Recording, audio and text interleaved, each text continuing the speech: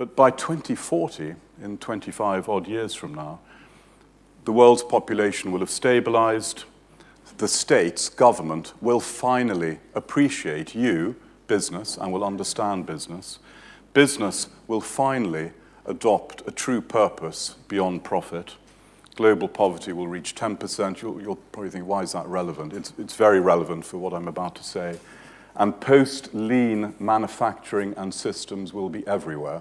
This is the greatest threat to private equity and other business, and I'll come on to post-lean. Enormous new energy demand from the emerging populations. I'll show you the figures on people in a moment. Infrastructure needs, completely different. 20 years ago, if you were looking at infrastructure needs in 100 developing nations of the world, you'd have a completely different strategy to today's strategy. Everything now is jumping beyond traditional infrastructure. An enormous search for resources. That's why Saudi Arabia and other countries are buying land in Africa. Land the size of Wales, purchased a few years ago by Saudi Arabia. And the circular economy. If you're not too familiar with the circular economy, what I mean by that, please look at Circularity Capital in Edinburgh. I'm probably not allowed to say this, but it's a firm that we advise. Fantastically interesting approach to manufacturing. And then some industry trends. I've touched upon some of these already in the post-lean analysis, and I know you're going to talk later. Continued digitization, a new ecosystem. Everything is basically talking to everything else. And this is what terrifies people like us, because we're not that young anymore, looking around, but we're trying to stay with it. We're trying to stay on top of things. So you might be thinking, I've talked a lot about population. So most people that I've shown this slide to don't believe it to be true. This is true. This is the United Nations. And in 1950, the entire world, all of us had 5 children each on average. On average, the entire world. We've now dropped to 2.5 children, all of us, all over the world. So whenever you read data about 5 children per family, 6 children per family in emerging markets, that's not true. I build schools with the charity Build Africa, and we've been building for 18 years in northern Uganda, in the Masindi district. The rate of children per family 15 years ago was average 5 or 6. Today it's 3.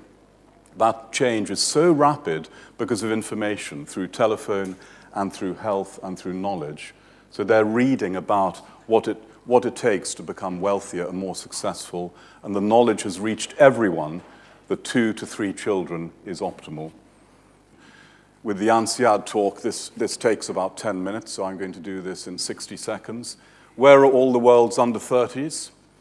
Well, you probably think, all over Europe, America, Japan, and Australasia. That's the old world. Well, only 440 million of today's under 30s are in the old world. That's us. 3.2 billion are in the new world. That's everywhere else. So all the youth that we need for the future is not here, which makes me think about migration and makes me think about the need for labor. The natural population of the United States of America, the natural population, if you look at it on an equivalent basis to Germany, is 650 million. So the United States is completely underpopulated, and yet they're talking about building walls. And yet, there aren't many children coming through. If you put all these things together into the world's greatest algorithm, that I don't have, but it's up there somewhere, we have a problem. The solution is, in fact, automation and digitization. So we think, well, there's plenty of growth in population, but 50% of the world's growth is in just 9 countries. The population of Japan today is 127 million. The Japanese Health Ministry predicts Japan's population in 2115 will be 51 million. That's 127 down to 51. Has anyone calculated the economic consequences of that? Old Europe, what I mean is old Europe, meaning old Europe. So by 2050, for every 100 working people, you will be supporting 50 old people. So that'll be all of you, I think, except for the very young. You will be in the 50, and your children will be supporting you. That ratio has never been seen in human history. Demographics around the world, a quick picture. The top of this is 100. You're 100 years old if you're at the top, and you've just been born if you're at the bottom. This is in 2050. This is United Nations predicting out. These are the bulges I spoke about that are coming through in the next few years. If you put this together with job creation and growth, you have a problem. It's the social unrest which is coming, and it has started. So the external rate of return is the complete economic and societal impact that your business activity has on society, community, or the economy in layers.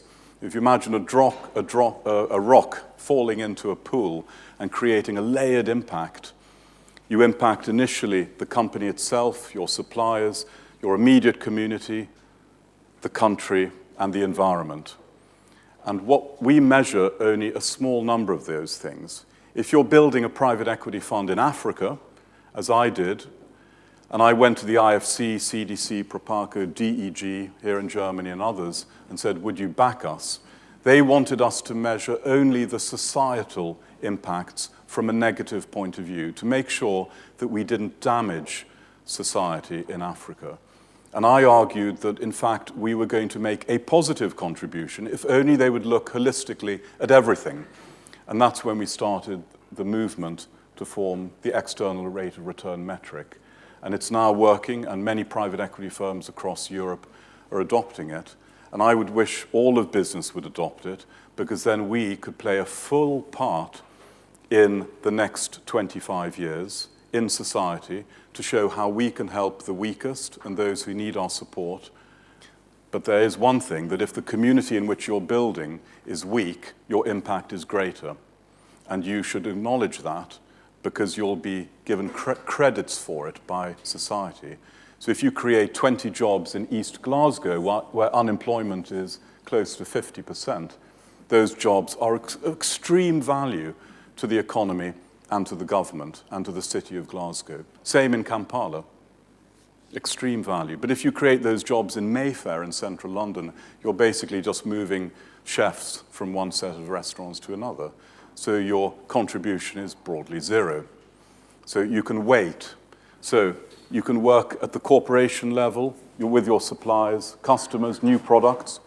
For those of you who know Leapfrog, we were talking about that earlier, they emphasize in their impact measurements the new products and services they're introducing to the weakest in insurance in India and Africa. Think of the geography. Where are you investing? Are you increasing FDI into that geography, taxes generated, and of course raw materials? So if we as business people in private equity or anywhere begin to explain everything that we do, we can become closer to society and government and play our part in the difficult years to come. So please think long-term, embrace new technologies, or be displaced. Part of the advice I give private equity firms who are growing and raising capital is to position their people and their strategies around the future. Don't just think of the next 2 years, especially when you're talking to your LPs. Try and be a bit more creative. Engage, secondly, all of us as business people, engage with communities suffering with job losses as automation continues its creep. Don't run and hide. Don't pretend it's not your problem. If we leave it to the state, it'll get worse, because the state can't cope because of aging and other demographics. STEM skills for all, everyone. We can't live without STEM skills. Government schools across the world, as you saw on a slide earlier, are heavily underinvested in STEM skills. In partnership societies, which I think is what lays ahead, I think by 2040 we'll all be working in greater partnerships. Business will need to be completely transparent on its impacts. This is way beyond ESG. ESG is the first 10%. So, for example, most of what we do is positive, What we report upon is what we think others will think are negative. So we report on all the things that we want to be seen to be not negative on, ESG, we're not harming society, we've got good governance, our environmental credentials are okay. So we think we can get away with making a lot of money. And my suggestion is that we can be much more positive than that.